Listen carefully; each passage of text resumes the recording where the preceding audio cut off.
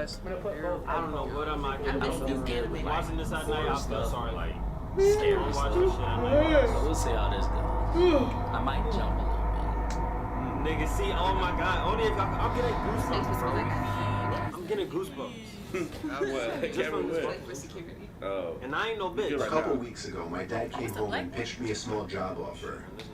One of his coworkers was going away for a few days and needed somebody he could trust to watch over his house. Sound like Mr. Nightmare. The reason my dad pitched this to me was because the man's house has a big CCTV system. Basically a camera in every room, and then an operating desk where all screens could be watched on the big monitor. I'm a computer science major, so my dad just always assumes that I know how to work anything technological. activity stuff. I don't like The man told my dad that he'd pay me $200 for the 2 days just to watch the house. I'm like for sure. Whatever that meant. My dad drove me to the house and introduced me to the man, whose name doesn't matter. The man made it seem like he preferred I stay in the upstairs room with the monitors as opposed to roaming the house all day. That was fine with me though. Okay. So when I wasn't eating, I was mostly just sitting in that room with the TV on in the background and doing schoolwork on my laptop. Ironically, the thing I was doing the least was keeping an eye on the monitors.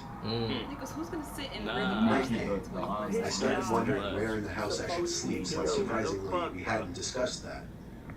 So I sat back down at the desk and looked at all the different rooms on the screens to see which rooms had beds or couches. So this dude had a huge house. I noticed something I wasn't expecting to notice though.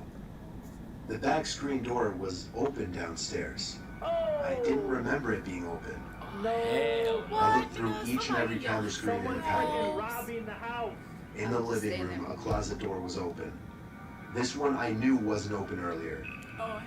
I texted my dad to call the man and ask him if he came back home. Meanwhile, I continued watching the screen. Nigga, what? On the grainy, dark image, a tall person who resembled only a black shadow on the screen stepped out from the closet. This is giving me chills. I pulled my arms off the desk as I covered my mouth with my hands in shock. As I did this, however, my left elbow pulled some heavy object from the desk onto the floor, creating a big thud. The person in the image very clearly moved their head up to the ceiling as a response to the noise. They went for the stairs, walking up very, very slowly, step by step. Oh yeah, this is scary. Meanwhile, I got a text back from my dad saying, "No, he's not. I just spoke to him half an hour ago. Why?" I got so caught up in my phone texting my dad to send help that I didn't even pay attention to the monitor. Get out! There was a knock at the door. I looked at it and then the screens. The first screen I laid my eyes on was the one showing the person outside the door to the room I was in. When I remembered that door had no lock, the only thing I could think to do was jump out the window into the bushes below.